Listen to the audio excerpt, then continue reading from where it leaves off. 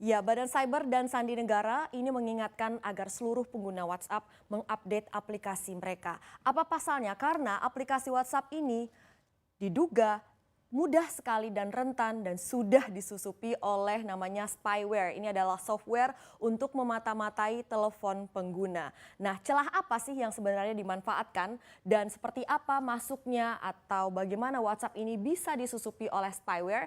Akan kami ulas untuk Anda dalam Waspada WhatsApp disusupi spyware berikut ini. Ya, apakah misalnya Anda masuk dalam 1,5 miliar pengguna WhatsApp di seluruh dunia? Ini WhatsApp adalah aplikasi messenger atau aplikasi chatting yang paling populer di dunia saat ini ya. Tapi sayangnya ada celah yang ternyata membuat kita sangat rentan. Telepon kita bisa diintai lewat sebuah kelemahan yang terdapat dalam aplikasi WhatsApp. Nah, kalau kita tahu ini sedang ramai ya, diingatkan oleh BSSN, update aplikasi WhatsApp Anda. Apa pasalnya? Ini ada sebuah serangan spyware yang mengancam kita semua para pengguna WhatsApp. Nah, berbeda dengan ancaman-ancaman pencurian data yang selama ini sudah sering kita dengar, yang namanya spyware ini dikenal sebagai no-click attack atau zero-click attack. Jadi tanpa kita mengeklik sebuah link yang mencurigakan atau mengeklik sebuah situs yang mencurigakan, itu telepon kita bisa saja sudah disusupi oleh spyware. Seperti apa spyware ini masuk ke dalam perangkat Anda bisa kita lihat di sini ya. Jadi ada celah dalam WhatsApp call, WhatsApp VoIP atau Voice over Internet Protocol yang dimanfaatkan. Celah ini namanya buffer overflow. Ini adalah saat aplikasi WhatsApp Anda dibanjiri data yang jauh lebih banyak dari yang bisa dihandle-nya atau sehingga ini melebihi kapasitas tampung sementara yang sudah disiapkan oleh aplikasi ini. Dan untuk tetap running atau untuk tetap berjalan sehingga data tadi harus disimpan di memori yang harusnya tidak bisa diakses oleh WhatsApp. Situasi ini buffer overflow yang dimanfaatkan celahnya untuk spyware masuk. Caranya adalah lewat WhatsApp call. Jadi untuk spyware ini masuk ke dalam perangkat kita tidak harus kita mengangkat WhatsApp call ini. Dan bahkan WhatsApp call misterius ini di mana spyware bisa masuk tidak tercatat atau tidak terekord dalam call logs Anda. Jadi misalnya Anda lihat apakah saya terpapar ya oleh spyware ini. Kita tidak pernah tahu karena di call logs saja atau di daftar panggilan saja tidak akan tercantum atau tidak terekord WhatsApp call misterius yang digunakan untuk memasukkan spyware atau menyusupi perangkat kita. Ini ya bahayanya ya. Apa yang bisa dilakukan oleh spyware yang namanya Pegasus ini ya. Kita lihat di sini. Jadi dia bisa mengaktifasi mikrofon pada perangkat Anda. Mengaktifasi kamera pada telepon Anda sehingga bisa memata-matai pembicaraan Anda, kemudian juga bisa memata-matai lokasi Anda, dia juga bisa mengekstraksi SMS, kemudian email, riwayat pencarian Anda, browsing history, bahkan daftar kontak Anda juga terpapar spyware yang namanya Pegasus ini. Jadi memang complete control of our device. Jadi dia bisa mengambil kuasa penuh atas perangkat kita ya kalau sudah disusupi oleh spyware yang namanya Pegasus ini. Perusahaan mana sih di balik software Pegasus ini? Ini ya yang menghebohkan kita semua. Adalah sebuah perusahaan cyber surveillance yang namanya NSO Group, berdiri tahun 2010 asal Israel. Ini memang perusahaan ini dikenal sebagai cyber arms dealer. Jadi dia memang senjata cyber ya, produk yang mereka jual. Jadi memang dalam sebuah aplikasi itu adalah lumrah bahwa ada bug, bahwa ada celah. Nah, celah inilah yang dimanfaatkan oleh berbagai pihak. Ada misalnya hacker yang mengeksploitasi celah ini kemudian menemukan celah ini dan memberitahu developer atau perusahaan, "Hei, ada celah loh di aplikasi kamu," dengan meminta sejumlah imbalan. Ada juga hacker yang menggunakan celah ini untuk mencuri data, lalu menjual datanya. Ada juga yang mengeksploitasi celah ini dan menciptakan sebuah produk mengeksploitasi kelemahan dalam aplikasi ini. Inilah yang dilakukan oleh NSO Group, menciptakan produk dengan mengeksploitasi celah pada aplikasi WhatsApp. Namanya software atau spyware Pegasus ya. Ini sebenarnya NSO Group mengklaim bahwa mereka menjual produk ini ke lembaga-lembaga, ke badan-badan yang punya otoritas, jadi lembaga-lembaga pemerintah. Tujuannya adalah agar aplikasi untuk mengintai atau memata-matai lewat telepon genggam ini bisa digunakan untuk memerangi kejahatan atau kriminalitas, kemudian memerangi terorisme. Namun nyatanya di lapangan tidaklah demikian, bukannya demi kepentingan publik atau public safety, yang terjadi malah diduga ini klaim sejumlah pengacara, pembela hak asasi manusia, jurnalis, dan juga pembela HAM. Ini mereka mengklaim bahwa mereka curiga telepon genggam mereka sudah disusupi spyware Pegasus ini. Mereka dimata-matai karena tadi punya sifat yang membahayakan complete control of the device. Jadi bisa mengintai dan benar-benar merasuk ke seluruh perangkat telepon itu sehingga segala macam aktivitas yang dilakukan di telepon genggam itu bisa dimata-matai lewat software Pegasus ini. Nah, kliennya siapa saja? Klien NSO Group. Ada Arab Saudi, kemudian Meksiko,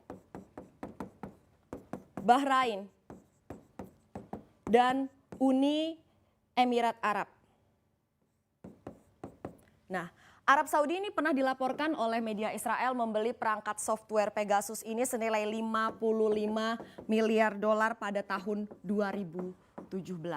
Ya itulah sayangnya ya, jadi yang tadinya harusnya untuk memerangi terorisme dan kriminalitas diduga ini disalahgunakan untuk memata-matai aktivis, kemudian memata-matai jurnalis, memata-matai pembela hak asasi manusia.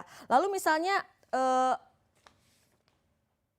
aplikasi mana saja sih, apakah Anda bebas atau dari risiko paparan spyware ini, bagaimana mengetahuinya? Sebenarnya yang dikatakan oleh BSSN adalah mengupdate aplikasi WhatsApp Anda. Demikian juga yang dikatakan oleh WhatsApp ya, perusahaan yang terafiliasi dengan Facebook ini. Meminta penggunanya untuk segera mengupdate aplikasi mereka untuk menghindari paparan risiko spyware. Kita lihat ada sempat ya yang berkata bahwa saya kayaknya akan pakai WhatsApp bisnis aja, kayaknya tidak terlalu rentan terhadap aksi penyusupan oleh spyware ini. Ternyata tidak ya kalau kita lihat data dari sini.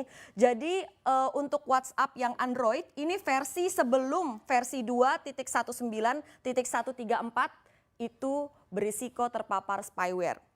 Kemudian WhatsApp Business for Android ini versi yang sebelum ini ya, yang sebelum versi 2.19.44. Kemudian WhatsApp for iOS yang terpapar adalah, beresiko terpapar adalah versi yang sebelum ini. Sebelum versi 2.19.51. Kemudian WhatsApp Business for iOS ini adalah versi yang sebelum versi ini. Versi 2.19.51. Kemudian untuk Windows Phone ini WhatsApp yang terpapar adalah versi yang sebelum ini.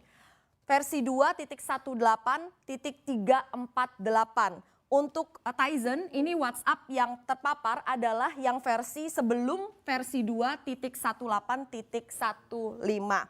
Nah, bagaimana mengetahui apakah aplikasi Anda sudah update atau belum? Kalau Anda pengguna Android, Anda bisa ke Play Store, bisa tap bagian apps and games, kemudian lihat apakah aplikasi WhatsApp Anda ada tulisannya open atau buka. Kalau demikian berarti sudah update.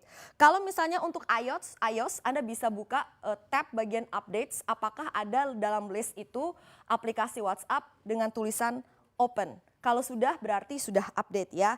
Jadi memang ini semua operating system tidak bebas dari bahaya paparan spyware, demikian ya.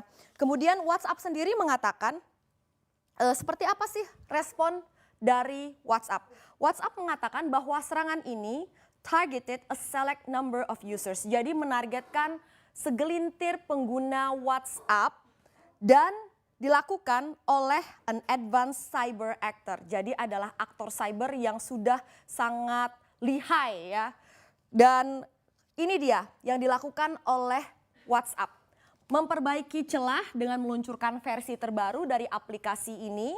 Kemudian tadi sudah dilakukan dengan mengupdate aplikasi terbaru dan meminta seluruh penggunanya 1,5 miliar pengguna WhatsApp untuk mengupdate aplikasi mereka menjadi versi yang terbaru. Tapi sayangnya ini WhatsApp tidak mengungkapkan berapa jumlah orang yang menjadi korban dan handphonenya sudah disusupi oleh spyware. Kemudian WhatsApp juga tidak mengungkap berapa orang sih a selected number itu, segelintir orang itu ada berapa sih sebenarnya yang ditarget oleh serangan spyware ini. Kemudian juga tidak terjawab apakah saat pengguna sudah mengupdate aplikasi mereka, ini berarti spyware yang misalnya sudah terlanjur masuk akan dihapus atau akan hilang dari perangkat itu.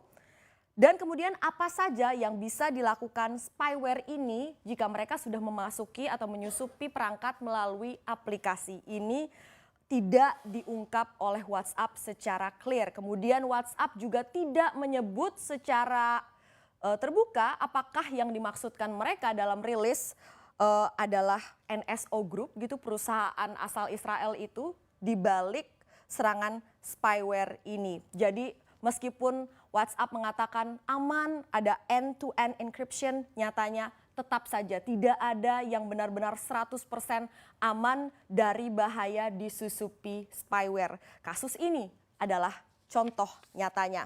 Dan kemudian kita lihat selanjutnya statement dari NSO. Kita tahu NSO Group, perusahaan asal Israel ini saat ini tengah menghadapi gugatan hukum dari Amnesty International. Nah, Amnesty International juga menuntut agar Kementerian Pertahanan Israel ini melakukan pelarangan bagi NSO Group untuk mengekspor produk software Pegasus mereka. Software yang digunakan untuk serangan spyware ini ya.